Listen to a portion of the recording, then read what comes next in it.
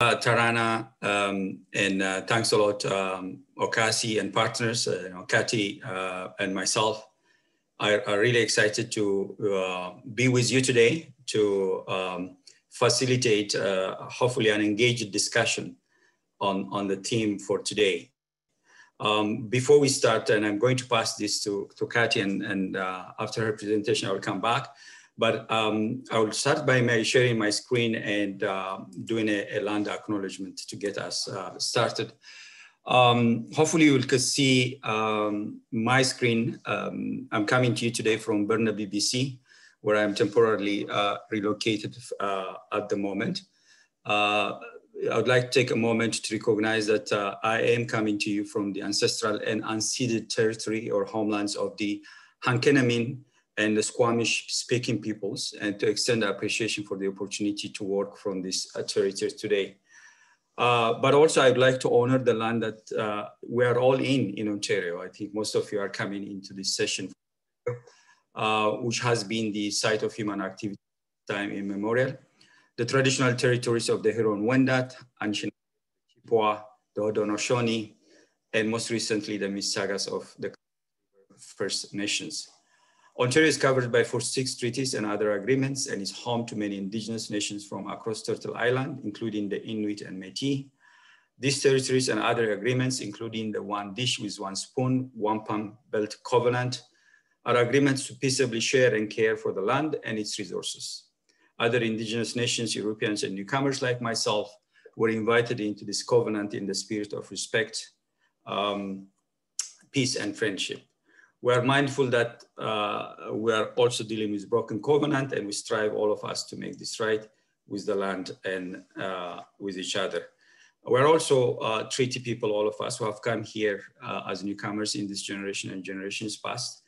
And some of us, like myself, of people of African descent, we have come here as stolen from our land and forcibly relocated during slavery. So I will take this moment to also acknowledge my ancestors of people of African descent. So I'll stop here and pass to Kathy to get us started with her presentation.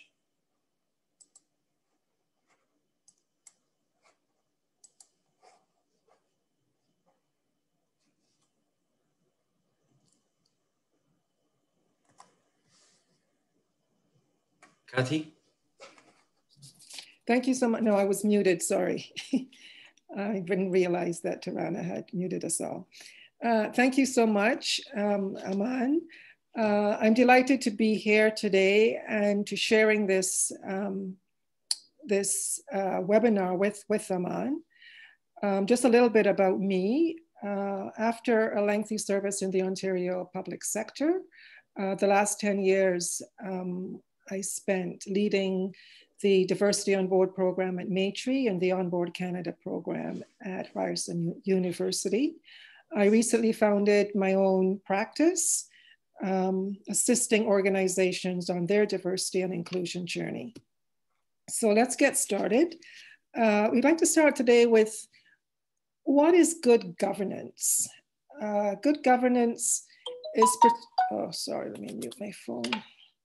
Good governance is particularly critical today because presenting so many, because the for public benefit sector has so many challenges unique to today's current climate. So good governance is really important.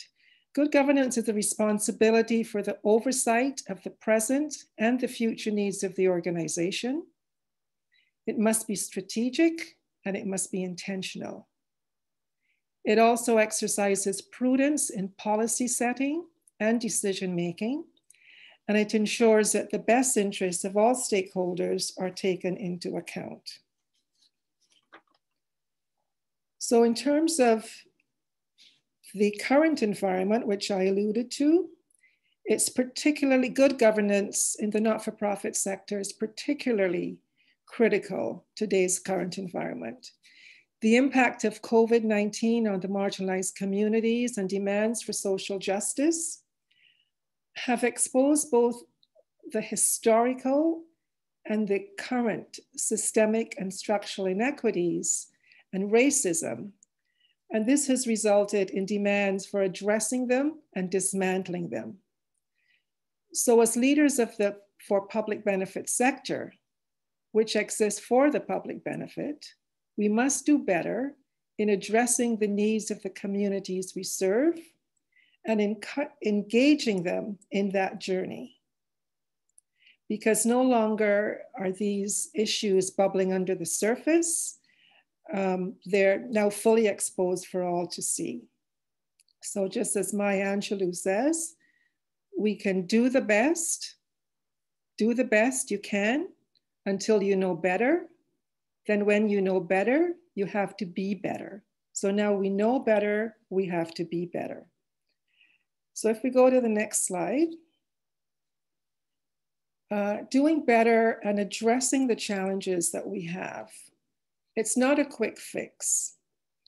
It requires both the organization and the leaders of those organizations to reflect and examine on who the organization is and who we are as leaders. So with respect to the organization, taking a look and examining the organization's values. What are the values of the organization? What's its vision? What's its raison d'etre? What's its mission? Why does it exist? What are the structures under which it operates? What's the power of the organization? How effective is community impact? And how does it know about systemic racism and discrimination, or the impact of systemic racism and discrimination? And then as leaders, we have to examine our own unconscious biases, our own personal values. And we have to acknowledge and respect the perspectives of those we serve who are affected by these systemic inequities, discrimination, and racism. We have to recognize the relevance of communities to the for public benefit sector. And we have to engage in learnings and education of equity, power, and privilege. And then determine how best we can engage both as leaders and as an organization with the communities we serve. How can we be more accountable to them and our mission, more accountable to our mission and to achieving community impact? So we have to go through that first internal reflection before we can move ahead. So I'm on the next slide. So looking at the current governance model, it's actually based on the corporate model, and it's top-down, command and control type of structure. It usually exists with a small group of people, many of whom are outside the communities being served by the organization. And these small group of people are making decisions in the absence of community voices. It's usually internally focused, looking at operational policies, reports from committees which are internally focused. And it's isolated from the very community that we ostensibly serve. The governance accountability may be ineffective, and the community impact is usually minimal. So if we go to the next slide.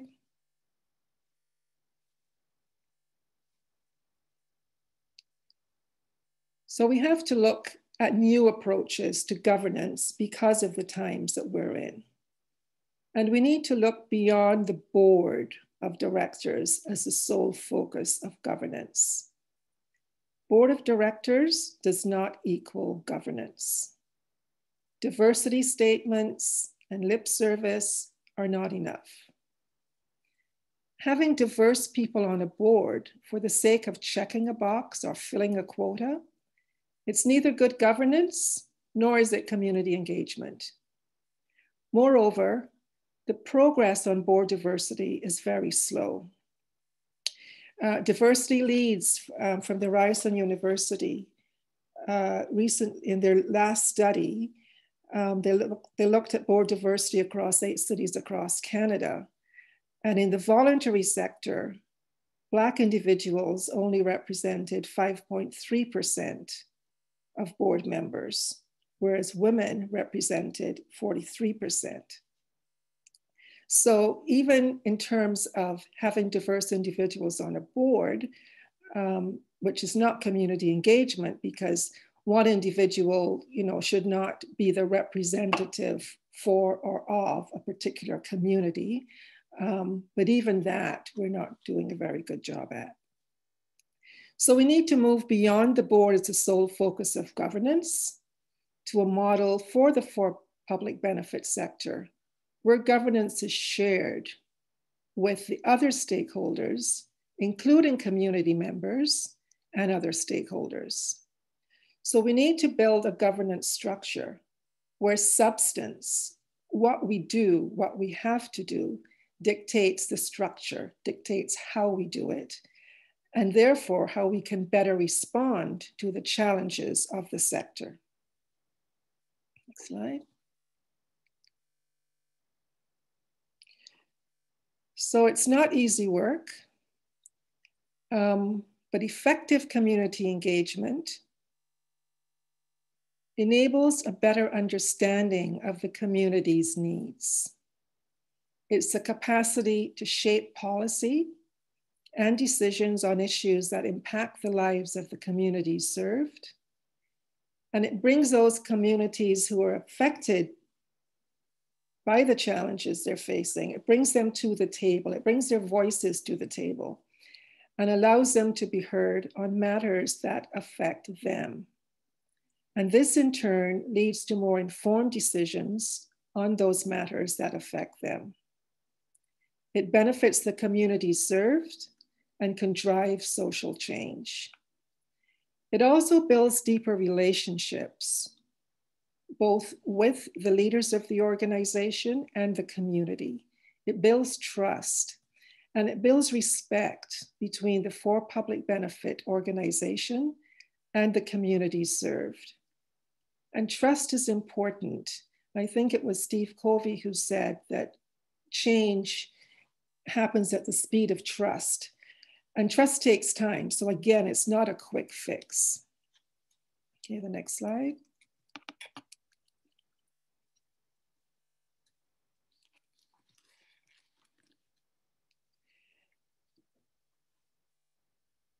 There's a national network of practitioners and researchers in the United States that have initiated a framework which can be adapted to each organization's circumstances. So it's not a one-size-fits-all type of community engagement. Responsibility for governance is shared by key stakeholders, including constituents, community members, funders, staff, and the board of directors. So it's a much larger and much more inclusive group of change makers. It helps organizations and networks become more responsive to community needs, more adaptive to a changing environment, and it results in effective community impact. The larger number of active stakeholders results in more person power with increased responsiveness and impact and more credibility with funders. And to quote James Baldwin, not everything that is faced can be changed, but nothing can be changed until it is faced. So the current model is not conducive to effecting community impact given the challenges faced by communities today. So we have to be better, and we have to trust, and we have also to build a bigger tent so that all constituents, community members, funders, staff, the board, have power with, power to make change. So we can't ignore what's happening. We have to make change and do it with the community. But first, very important that we reflect on ourselves, on our organization's vision and mission, and our own values and biases. Thank you.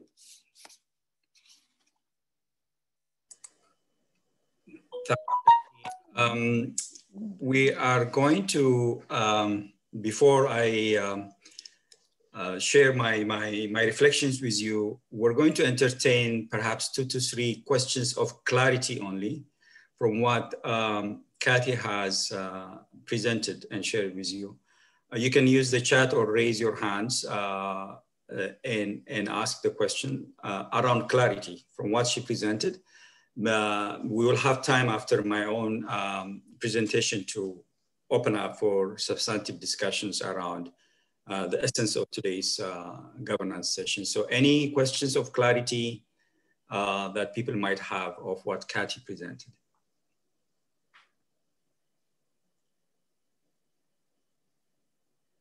And as I said, you can use the chat or raise your hand to ask any questions of clarity.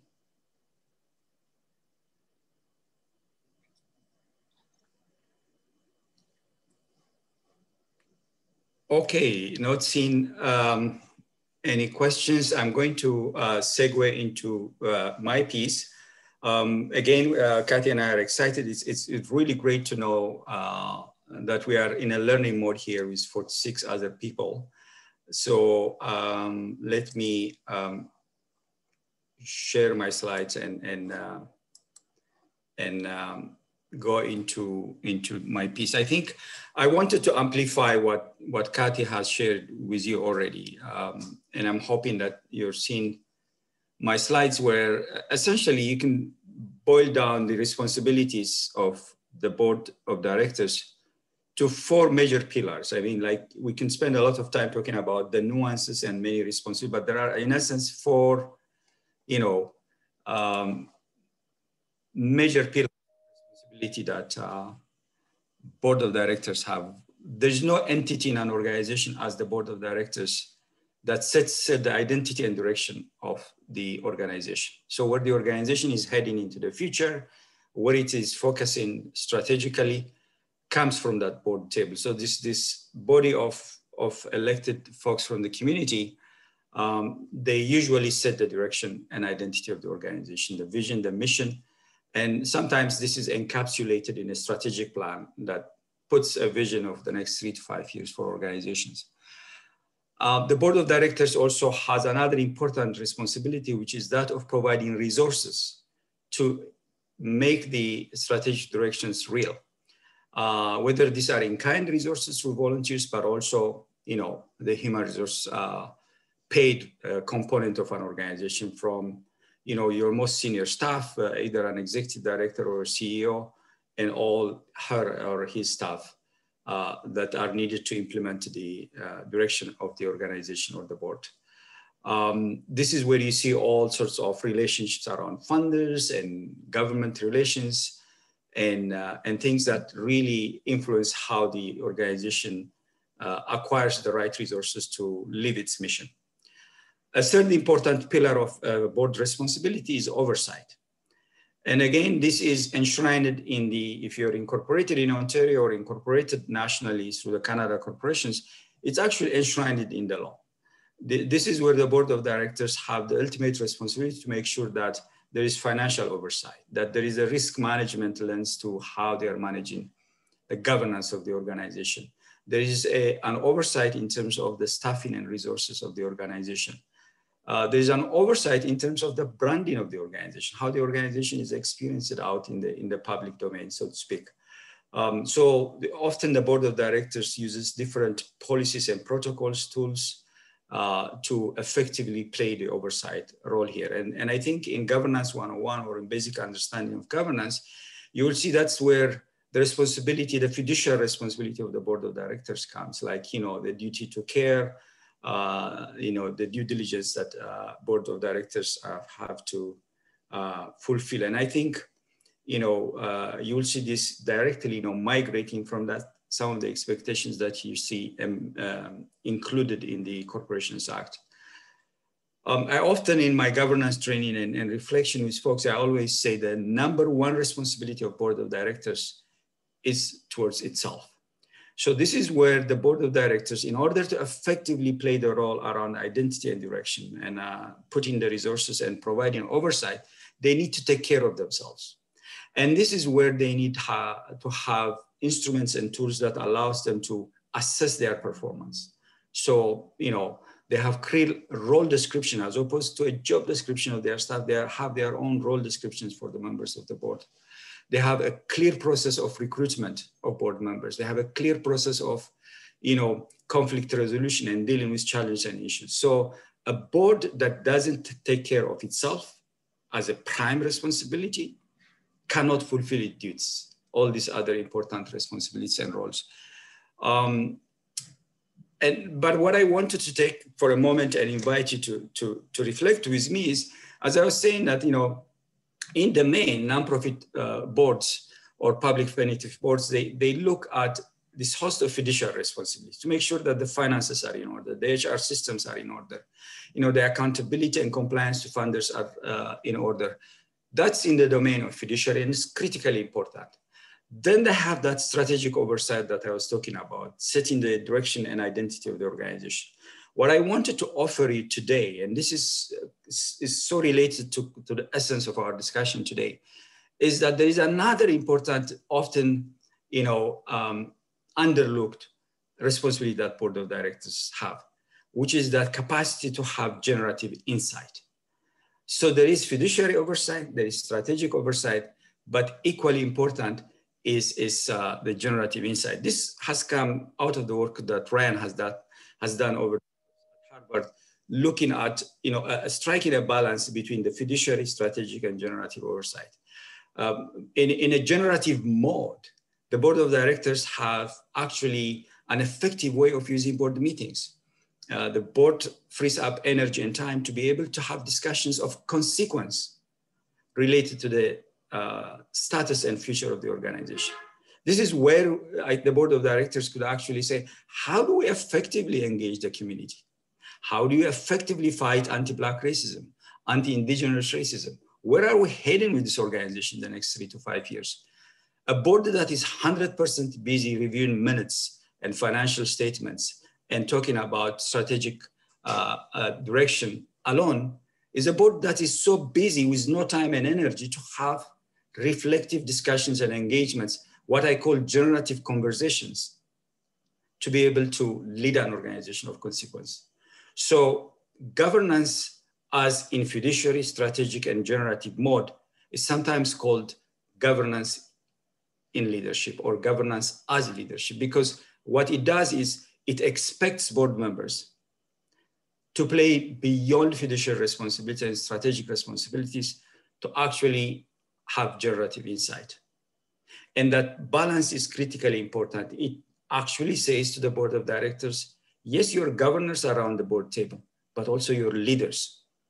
You have to lead an organization of consequence. So if there is one takeaway for me, is like a board that doesn't have generative time, generative energy, generative focus cannot effectively engage the community, because it's a board busy pushing papers and doing administrative, important as they are, things in the responsibility. I also want to invite you, and I think Kathy spoke about this in terms of the value of trust. Yeah, I often encourage board of directors to move from, you know, a just normal practice of governance to really intentionally build, you know, a board of inquiry, where inquiry and reflection, and this is again related to generative engagement, is the norm at the board table. And so what you see here are 4 building blocks of an inquiring board. Trust is critically important. And trust cannot happen if info sharing is not in place, if there is no transparent sharing of information, any type of information, whether it's HR, finance, strategic, whatever. There is no secrets around the board table. Yes, there is confidential information, sensitive information that needs to be handled with care. And sometimes boards go in camera to manage some of this. But at the end of the day, all board members, visualizing them sitting around the board table, they are equidistant from each other to the power that the board holds. So there's no one at the board table that's more powerful than the other member of the board. So what does it mean actually to have a generative engagement so that you create the opportunities for hearing and influencing the work that you do at the governance level from the community? Teamwork is critically important. The board table is not the place for 1 or 2 loud voices to play governance roles. It's an equally collective endeavor, teamwork that needs to be there. It's a place where monologue is discouraged. That's a place where there is dialogue and there is active discussion. And so if you have these 4 building blocks in terms of trust, information sharing, teamwork, and dialogue, what you're doing is you're actually building a culture of inquiry at your board table. The intangible thing always in governance and in organization is this thing called culture that manifests itself in how we conduct our meetings, how we relate to one another, how we exercise power. And what I submit to you here is like a board that is not intentionally building that transparent, open engagement through trust, information sharing, teamwork, and dialogue is a board that's actually running a dysfunctional organization or running a dysfunctional type of governance. So with a strategic, fiduciary, and generative way of looking at governance and paying attention to work that needs to be done to build an inquiring board, the other important question is, are we all understanding what a spectrum of community engagement is? When we talk about how do we bring the community into governance, what are effective ways of doing that? The first principle for me here is to go back and realize that a nonprofit organization or a for-benefit organization is actually owned by the community. And it's enshrined in the Corporations Act, whether it's national or local, wherever province you are. Literally, the community members own the organization and they make their power felt in a construct called annual general meeting.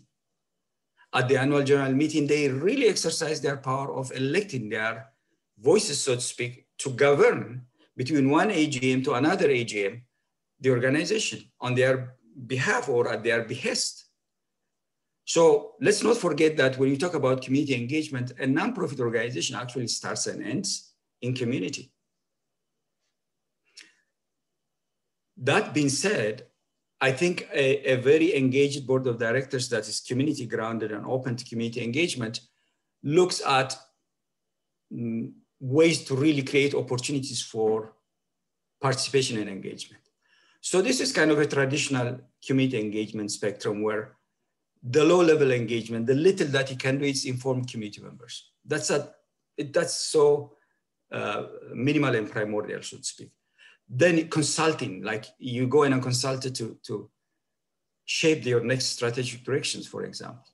That's good, but not enough. So you want to involve the members of the community. You involve them in your programming, in terms of shaping your programming, in terms of hiring, in terms of different facets of the organizational life. That's better than consulting, but it's not good enough.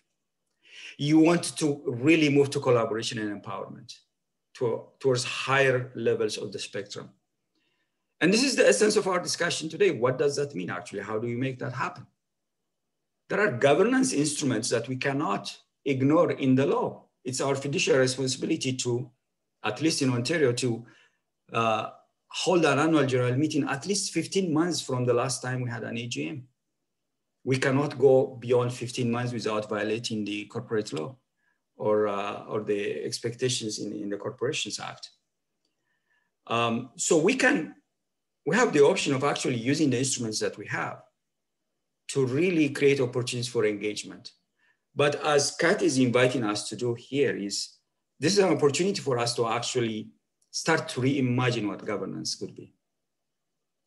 And I think if we're going to really move more to that collaborative empowerment stage of governance, here's an opportunity for us, especially during these times, to really look at what else can we do within the provisions of the boundaries of the law in terms of meaningful engagement of the community. So I think here's our invitation, and for those of you that have been looking at some of this stuff, you will see that there's a lot of thinking about introducing different governance models, looking at cooperative governance models, for example. There's an organization, international organization based in Ottawa called the Interpares that has that type of model. It's a bit of a flat structure in terms of the sharing of power. So the question for us— Sorry to interrupt, it's the interpreters. What was the name of the organization? Interpares. Interpares? Yeah, it's an international development organization. Thank you. In Ottawa, yeah. So I think there is already a lot of interest and energy out there to look at governance, yeah. I think a few weeks ago or earlier in the year, my friend Liben and I did a session, some of you might have attended, on how do we actually look at governance from an anti-Black racism lens, which could be extended to the question of anti-Indigenous racism or other forms of intersections that are important in terms of the fight against hate and anti-racism in all its manifestations. So in a pandemic time and recovery and post-pandemic, in the intensity of anti-Black racism, anti-Indigenous racism, other forms of hate, Islamophobia, and so on, what does governance mean? How can we actually imagine bring the communities to the board table? If we are able to really meet some of the fiduciary requirements, while at the same time empowering and collaborating with community to run an organization of consequence, what is that governance model that we're thinking of? So for me, I think what I wanted to bring you back is that, a board of directors that 100% consumed to only place fiduciary responsibility and strategic responsibility doesn't have the time, the energy, the insight to actually delve on some of these issues that we're discussing today.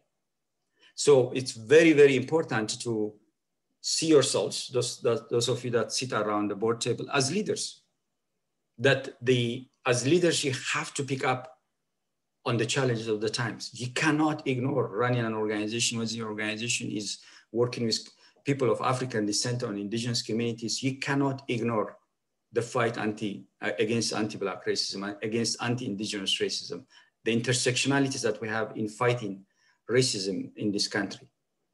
All I'm saying to you is you cannot do that if your 2 hours board meeting are totally engulfed by just discussing and processing fiduciary responsibilities that you have. It's time you start looking at your model and moving to a place where you inject the generative time. Practically, what does it mean? Your agenda will change. The way that you conduct your meetings will change. There are tools that allow you to be in a generative mode. So the invitation for us is to be able to say, how do we move the organization more to the collaborative empowerment side of engagement in the spectrum? But how do we do that? By actually being intentional to build a culture of inquiry in the organization. And that we can do that by really considering that around the board table, we don't just have governors, but also we have leaders. So I'll stop here and see if there are first, as we did earlier on, any questions of clarity that people might have of the stuff that I shared with you. If not, I think Kathy and I will be happy to open it up for any questions or comments that people might have. Thank you.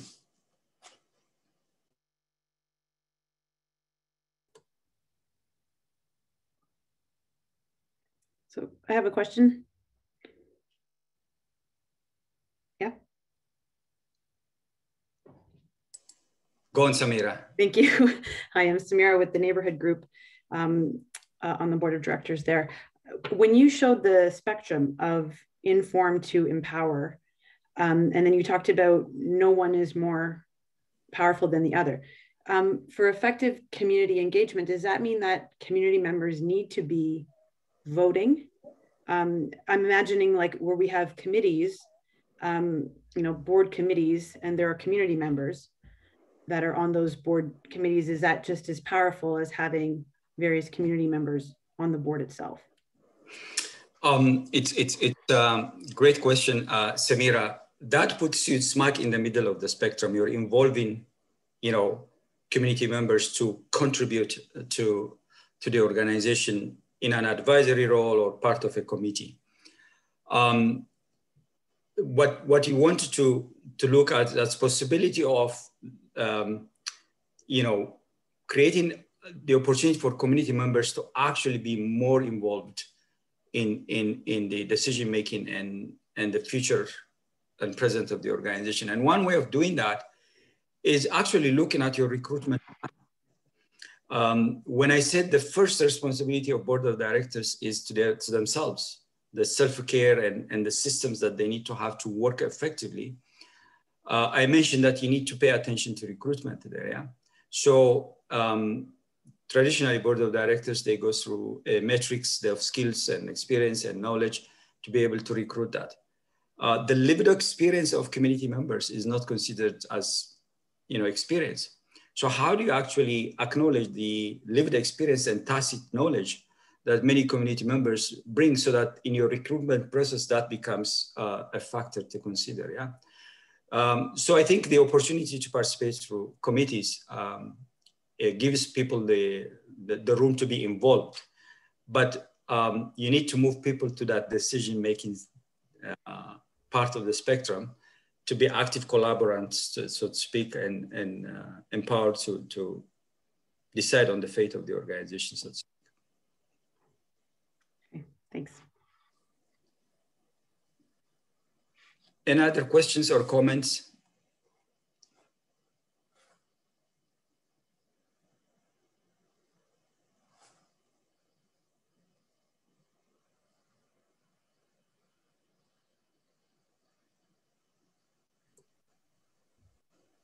Yeah, I'll offer up one more, Samira, again.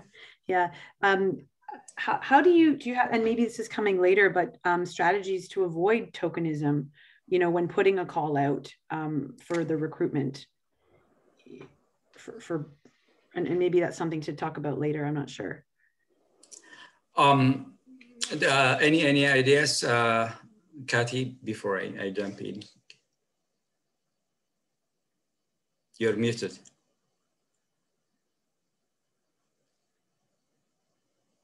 Sorry. Yeah, just in terms of asking for that lived experience as part of the skills matrix. So not going to the person just because, they're a certain color or from a certain marginalized community, but making lived experience one of the competencies for the board. So it's based on competency. And having said that, the board has to be ready to listen to the advice and the lived experience that person brings to the table.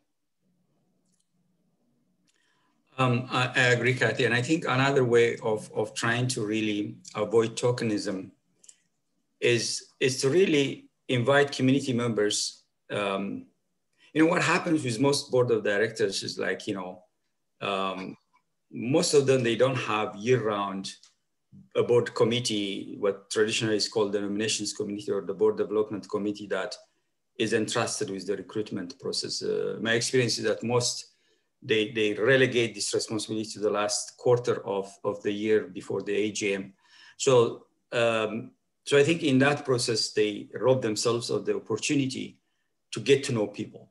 if you have a standalone, I always advise board of directors to have a standalone board development committee, not necessarily a board nominations committee, but a board development committee that is entrusted to make sure that that first responsibility of the board is taken care. So you have your annual board work plan that really identifies the key governance issues and decisions that you have to take care and space them into your board meetings and committee meetings for the year. And as part of this, the Board Development Committee can actually create opportunities of early engagement with community members, could invite community members into task forces and working groups on matters that are important for the organization. Yeah. So for example, if your organization is going to embark on a decision, bring community members early on and allow them to actually share their skills and experience with you. In doing that early dating, so to speak, what you're creating is an opportunity for community members to get to know your organization and for you also to give them the opportunity to affirm their skills and experience that you have there. For many newcomers that come to this country with a lot of skills and experience, the role of a volunteer, as we understand it in this country, enshrined in a written volunteer role description, is not necessarily understood. People in many countries of the global South make things happen by just getting together and doing things. There's no this concept of, that's why often we talk about it takes a village to raise a child, or it takes a village to make things happen, yeah? So here people need to be processes through role descriptions and structures and boxes and so on.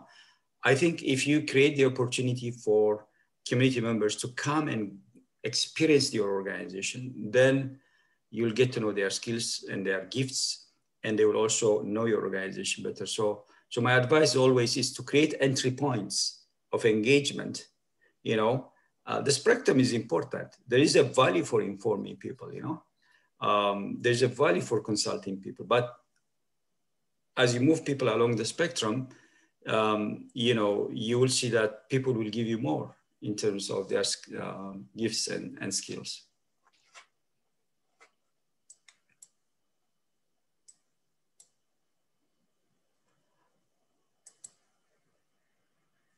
Now, the other thing that is important to bring up in discussions is like, this is I think, I'm hoping that many will relate to this.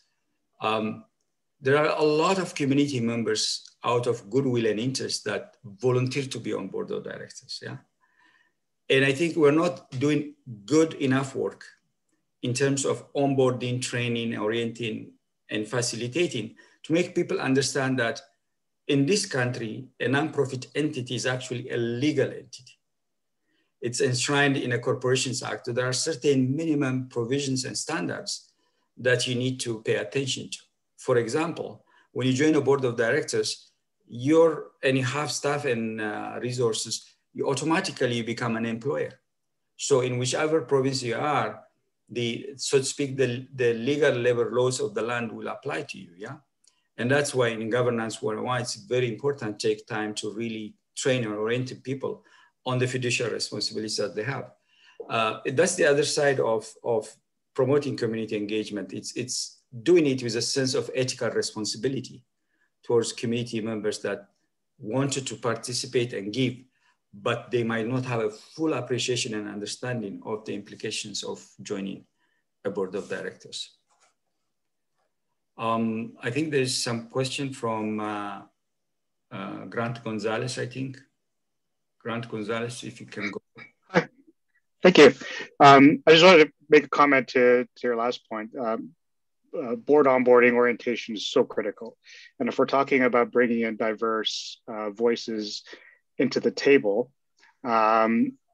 without that element of training, of onboarding, you're just setting themselves up for failure. And it's very tokenistic. I'm sure all boards and all representatives here do that, but I think it's something to continue emphasizing, because there are other boards that I've worked with that don't do that. And that unintended consequence of setting, marginalized voices up for failure is very traumatic and problematic. my question is around community members in the context of governance. So, community members, marginalized community members face a lot of barriers and limitations. And one challenge that I've had with one of my boards is actually, we have the intention of bringing in those voices to play a role in our governance, but in many cases, those community members face barriers around, income, time, bandwidth, and so they don't take the leap to get into this work, even when we try to set up entry points. So I'm just wondering if you have any advice or insight around some effective strategies to help those community members take that extra step and engage within that context of board governance. Mm-hmm. Kathy, any thoughts? Well, I was just thinking of sort of turning it to see what steps the board can take in terms of the culture on the board, in terms of providing them with more training, more of a buddy system, so that informally, moving from the formal board meeting to a more of informal, a buddy that they can call, it's just spending time sharing what the rules of the game are.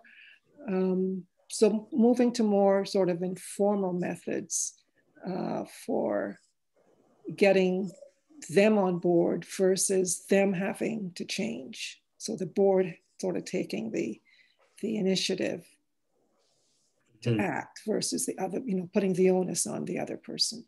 Mm-hmm. And I was thinking along the same lines, Kathy, in terms of a simple buddy system, for example, having long-standing board members or board members that are willing to step in and almost play a mentor role to new board members to try to really easy way the participation and the entry and so on. Another thing is, your question raises other important questions for governance, for the board of directors, which is partly Kathy put her fingers to it, which is kind of a culture piece, yeah. It's an opportunity to say, what type of organization are we? If our essence is to serve the community, and the community has, volunteers and members that need, not so much incentives, but they need enablers, supporting factors to be able to effectively contribute. Then what type of organization do we need to be to facilitate that? Yeah. So I think it's almost looking internally and saying, what are some of the things that we can do to actually facilitate and promote participation? That's why I'm a fan of early engagement. Yeah. It's a great system. Yeah. You're not waiting, you're not calling someone and say, hey, do you want to join our board of directors? Here's our role description. I'm happy to talk to you about this. You're calling someone early in the year and say, hey, I want to talk to you about our organization, about the work that we're doing in the community. And let's go and have coffee or in this case, a virtual engagement. And so that you'll get to know better the organization. Maybe you might be interested in this project that we have because it might be aligned with some of your interests and background. So that early engagement, what it does is it creates a sense of comfort and sense of belonging to the organization. And it's not seen transactional. It's not last minute that you're trying to bring someone to sit on a board of directors, yeah? The recruitment of the board and the stewardship of the health of the board is a year-long commitment. That's why you need to have a stand-alone board development committee that does this engagement and finds ways. I've sat in the board early when I came to this country 27 years ago, where, I had the opportunity to have informal engagements and moments with board of directors that made it easier for me to understand the culture of the organization and to know how to pace myself, so to speak, yeah. So I think there's an opportunity to look at different ways of facilitating engagement. The worst thing that could happen, and I think this was said earlier on in the discussion, is bringing a new board of directors to the table and create a sense of dismay and shock because people are not properly prepared and equipped with the tools that they need to fulfill their duties. I don't know if there are any other comments or questions, but this could be the opportunity to raise any questions or comments people might have. I actually have one. It's Mike. Yeah. Yeah, I can't, for whatever reason, I can't raise my hand, but I have a question. Yeah, go on. It's just a quick question and maybe a bit of a clarification as well. Just in terms of community engagement and what you're talking about, I totally agree and completely understand. But I just wonder about our client base. So current clients, we are providing service to them currently. And certainly they're members of our community, but I'm just wondering what your perspective on engaging those folks. I just imagine that there's a lot of conflicts related to being in a position on the board and also being a current client. So I just wonder if you can maybe speak to that for a few moments and give me some advice around that. Okay. Thanks, Gloria, for facilitating that comment and input.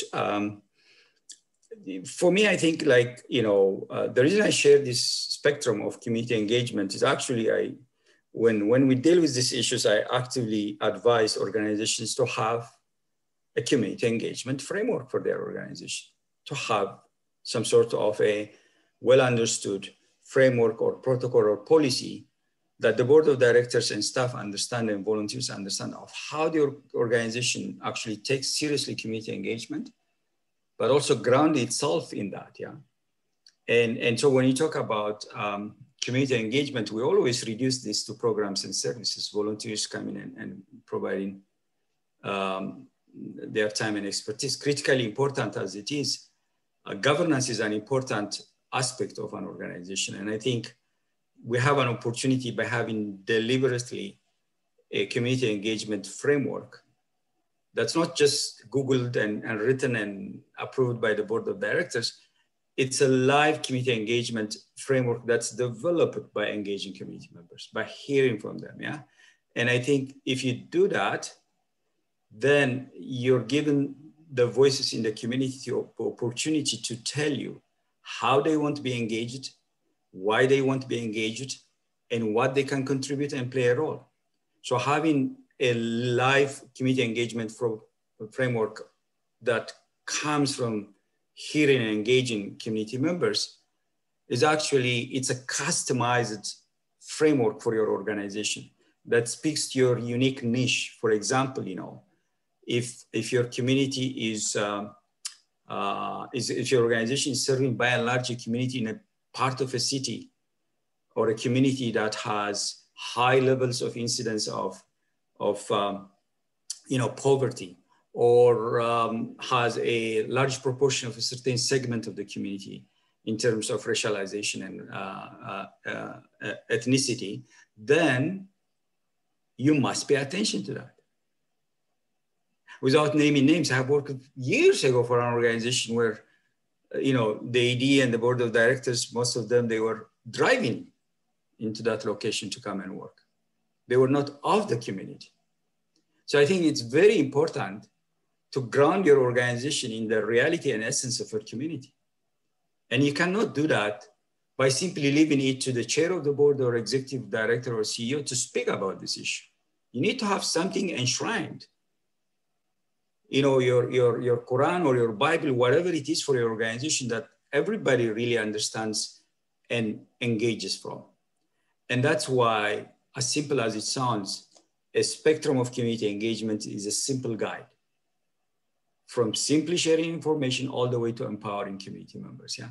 So my approach would be, Gloria, to really advise an organization, its board of directors, to develop a framework that is based on the input and engagement of community members, so that the voices of the clients, the needs are integrated in terms of how you do that. Simple things that we're doing today. Today we're simultaneously translating and reaching out to various members of the community, yeah? And what does that actually mean in a normal board meeting where you have members of the community that have different abilities and needs? That needs to be enshrined in your framework that guide the decisions and engagement of your board. And I think too, it's important to note that it's not just the board of directors, it's the framework. Like it's bigger than that, that can accommodate the different perspectives, not just the board, it's the community framework of which the board can be a part, as well as community engagement can be a part. Yeah, and that's why it's important to have that guiding framework for folks. And then I think organizations could also see as some good examples of community engagement. There are good organizations that have, good engagement frameworks out there, yeah, that guide their work. And so my advice is to emulate that and have a standalone community engagement framework for your organization.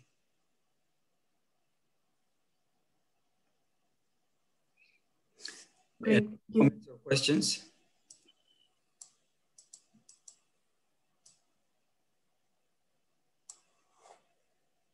Yeah, I do.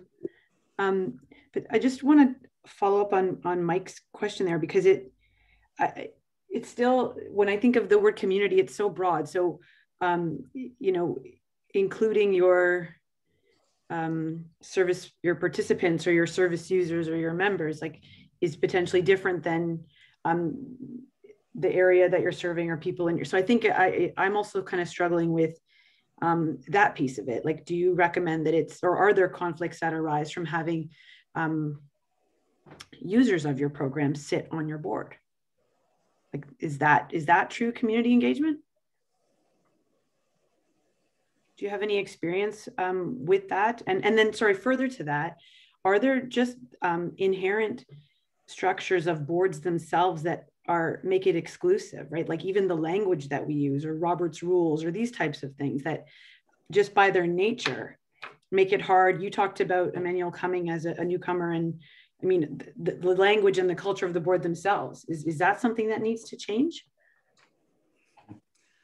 Those are good reflective questions. I wonder, Kathy, if you have any thoughts about that before I share mine. Well, I mean, I think that in terms of your last question, that the culture of the board has to change, but it's not just about the board. The board can be part of the whole community engagement, which could include your users, as you say, which could include your funders, which could include other stakeholders that use your services. It has to be broader. The board meets, what, 6-8 times a year? I mean, not much community engagement can happen during that time, particularly when they're so internally focused. But a broader framework, which includes all stakeholders, including of which the board can be part, or, you know, but in addition to a legal committee and a fundraising committee, there can also be a community engagement committee of the board, which can be made up not only of board members, but also people from the community who may not necessarily be part of a board. It's just finding other ways to have structures in place that respond to the needs of the community that aren't reflected right now in the current boxed insular structure, to open up that structure to allow others in. Mm-hmm. Yes, and I think, Kathy, one of the things that I have also just hearing Mike that I'm reflecting in the moment is how do you deal with potential appearance of tokenism and conflict of interest, both real and apparent, when you have a service user, a client sitting at the board?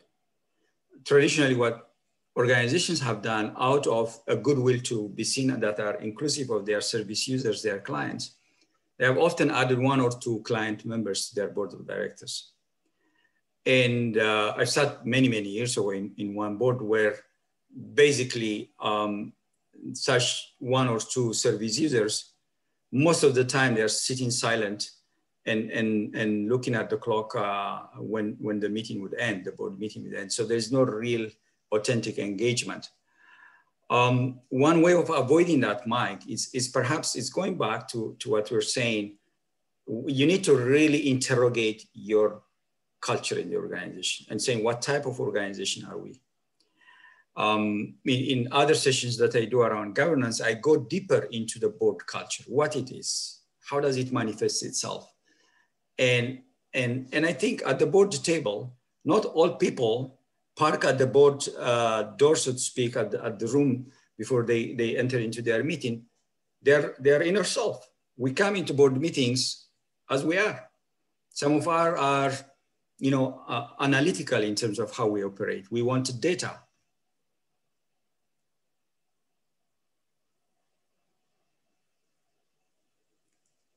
And so I'm pausing here to get cues from Gloria if things are okay.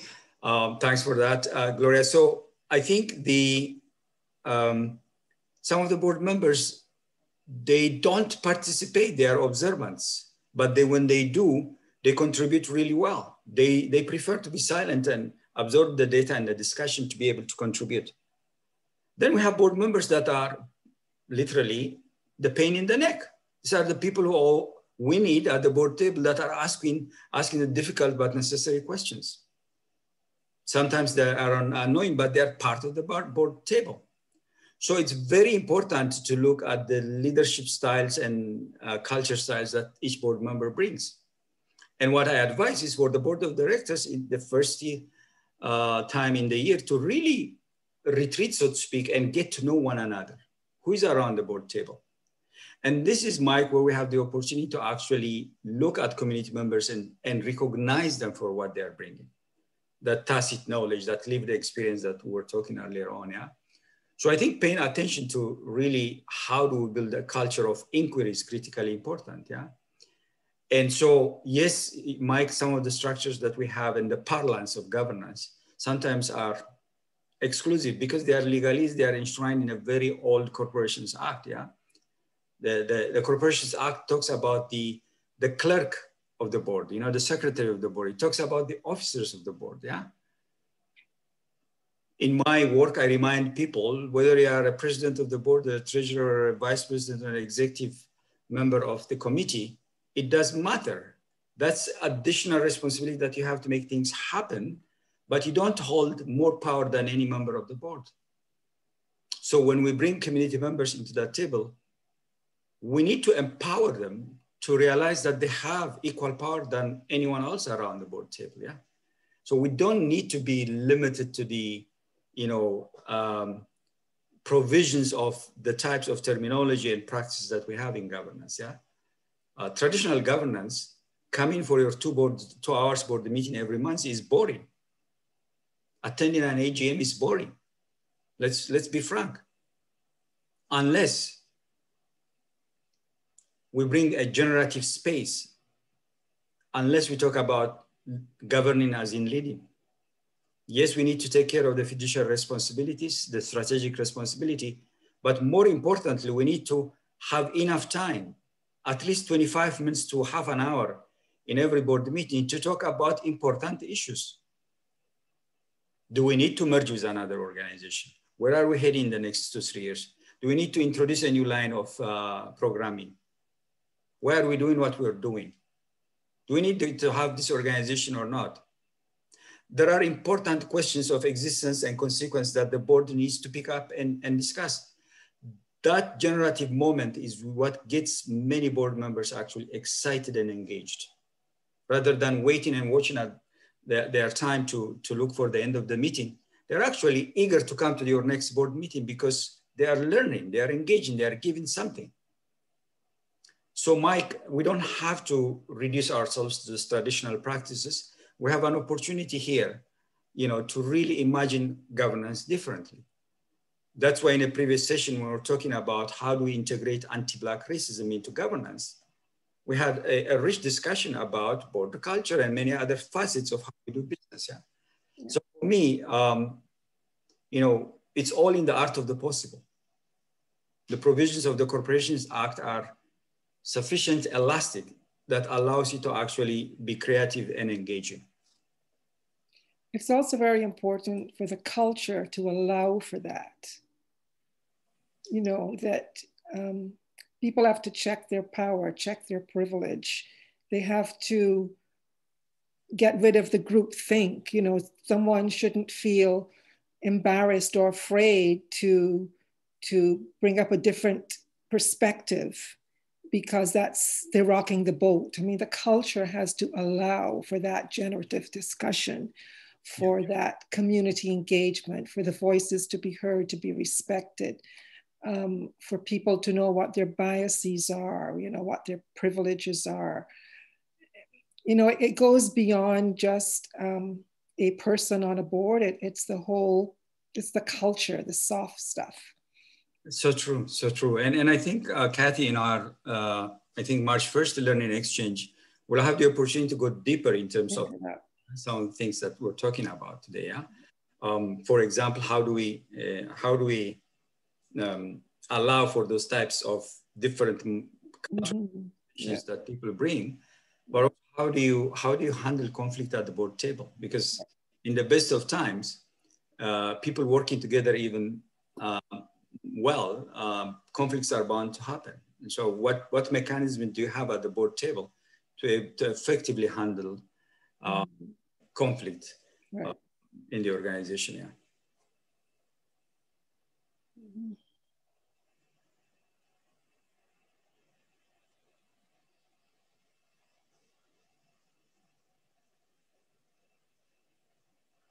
Any other questions?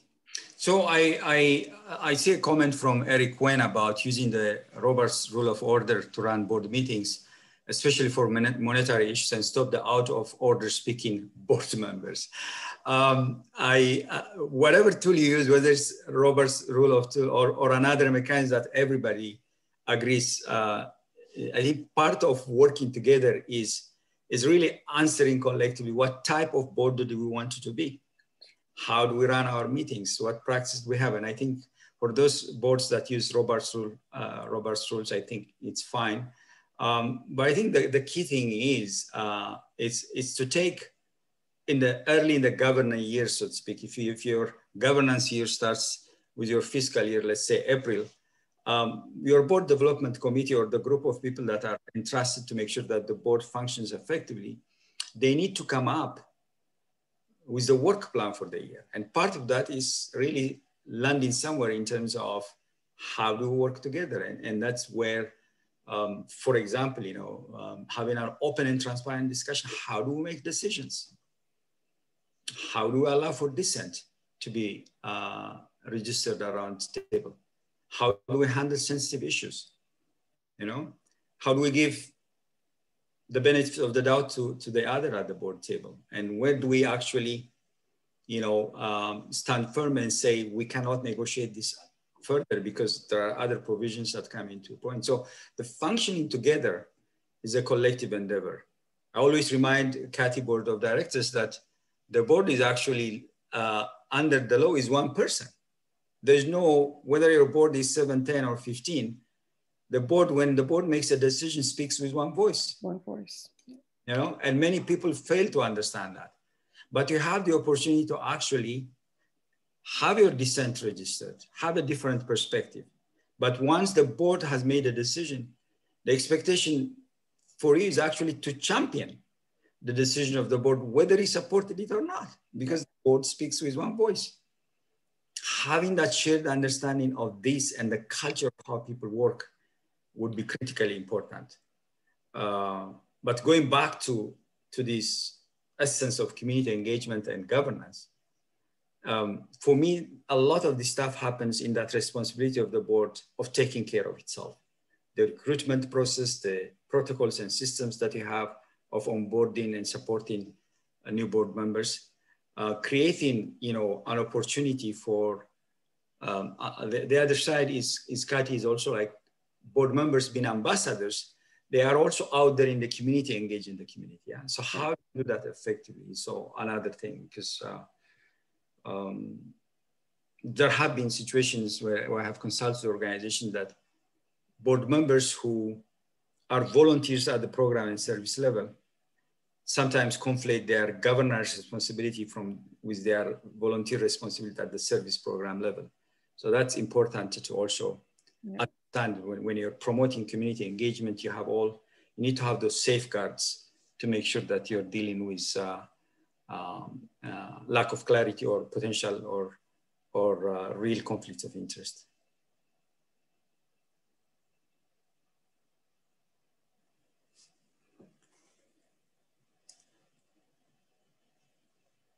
Any other comments or questions that people might have?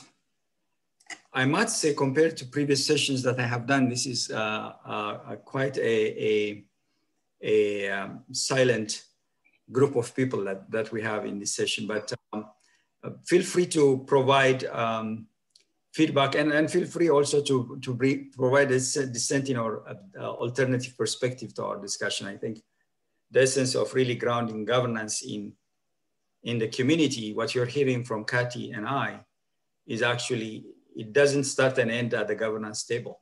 It's much more than the board of directors. It's a cultural issue. It's you know, an envelope of community engagement that then impacts your governance practices per se. So it's a larger discussion. It's not a responsibility of the board only, or the ED or the CEO. It's a wholesale organizational culture issue that you're dealing with. Can you, it's Michelle Sideko here. Can you hear me okay? I'm in the car. Yes, we can, Michelle, go on. I am with CARE Community Connections, and I just want to say that you described the board meeting. I swear there was a camera where you were watching our board meetings. And that's only from my perspective, where we go through the agenda, we go, it's almost like robotically go through the motions. And this whole idea that you've brought up of generative strategy and conversation is actually excited me. Our board meeting is tonight of all things. And I'm really more excited about this board meeting so that I can bring that up than I have been in a very long time. So it's not a question, I'm making a statement, and I'm really just saying thank you for that perspective. It's brilliant. Thanks for sharing that, and good luck for your board meeting this evening. Please don't send me a bill if something goes wrong. But here's what I would say to you, Michelle. When I, many years ago, after doing governance work for so many years, sitting on boards myself, when many years ago, I came in contact with Ryan at Harvard and really understood the logic that, in essence, board volunteers are not just governors, they are leaders around the board table. That's why governance in leadership makes a lot of sense.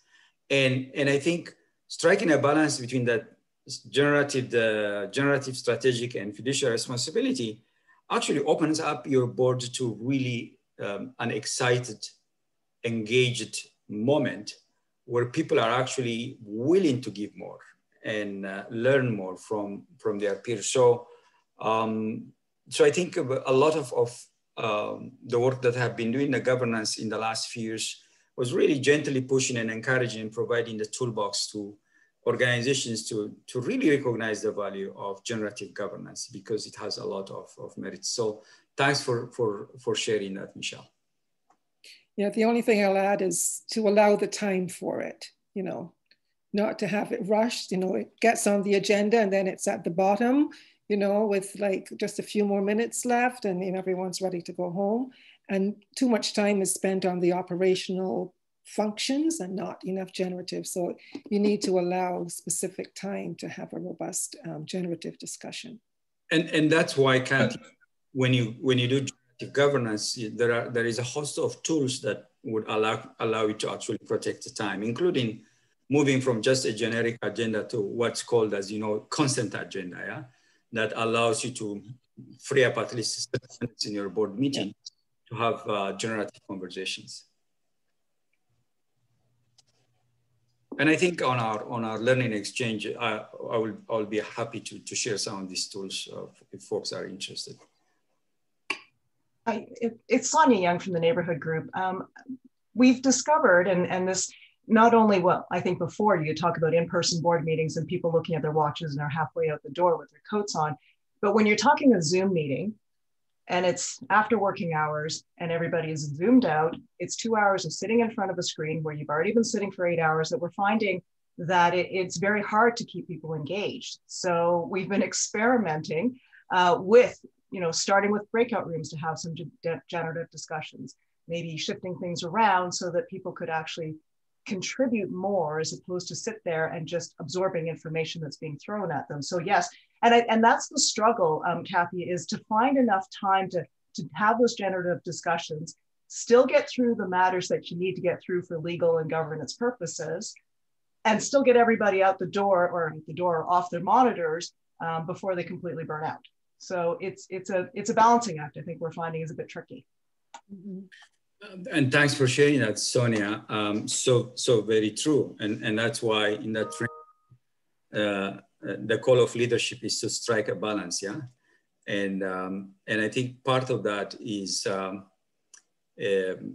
to find out how you can actually empower board members as leaders to take lead in facilitating and engaging in those generative conversations so that they come really prepared and there's some real resources that are shared ahead of time. And equally, the consent agenda would allow you to actually make sure that the fiduciary responsibility and the strategic responsibilities don't fall through the cracks, yeah? It's a balancing act, there's no question about that. Yeah, I was wondering, I've often found that meeting around a table where you're in close quarters makes it more difficult to be discussing generative ideas. I wonder about having extra sessions where you meet for lunch or coffee in a separate location, that if that wouldn't help get the generative discussion going a bit. I hear you, and I think, and I'm just laughing because partly it's like, this is even made all the more difficult because of the times we find ourselves in terms of processing this virtually, for me, it goes back to that agreement that the board of directors will have early in the year after discussing what type of board do we want to be and how do we want to work, yeah? And I think if part of that is how do you inject into the board practice and engagement creativity and innovation so that people feel motivated and engaged to participate and attend board meetings? How do you use metaphors in terms of facilitating some of the engagements? How do you use different tools that allow you to actually advance the work that needs to be done? And part of that, when the time and the place allows it, it's even, being out of your regular space to be able to retreat and be in a mode of sharing and communion, so to speak, to advance the work that is. So I think it goes back to my recurrent advice to boards. It's like, please take time to take care of yourself and do that by having a group of people.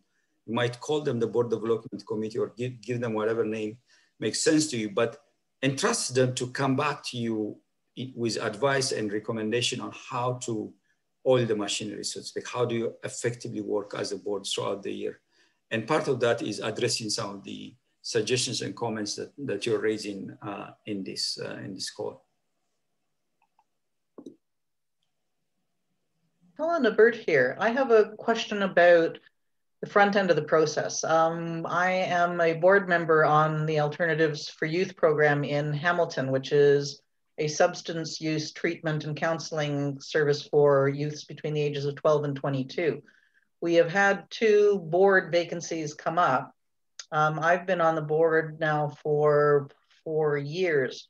And again, the issue is we tend to be white, we tend to be middle-aged, we tend to be from police services, health services, and we do now recognize the opportunity that we have and recognize an obligation that we really, really need to be more focused on attempting to introduce diversity to our board. the issue that we've run into is we reached out, and again, it's very hard to do when you're trying to avoid the whole tokenism lens happening as well. But even trying to reach out into various of our communities where we know that there are young youth that are suffering from the issues that we have, we're finding it very, very difficult to engage people with either lived experience or from different communities in the area that would be giving us a more diverse viewpoint to go through. Do you have any suggestions on how we can start looking at maybe entry points for finding people to come onto our board, to invite them on that we haven't been able to do so far? We really don't get a lot of response when we go out specifically looking for somebody that says, we'd really love to have you on our board. Kathy? Yeah, I would suggest going to the community networks. So when you say you go out, you go to individuals and you're not getting the response, or are you going to networks? Like we have gone through networks that we associate with and share facilities and information, and we're not getting much response to that, and coupled with some individual outreach as well. But again, we're just really seeming to be frustrated in being able to attract people to give us that diversity that we're looking for. Yeah.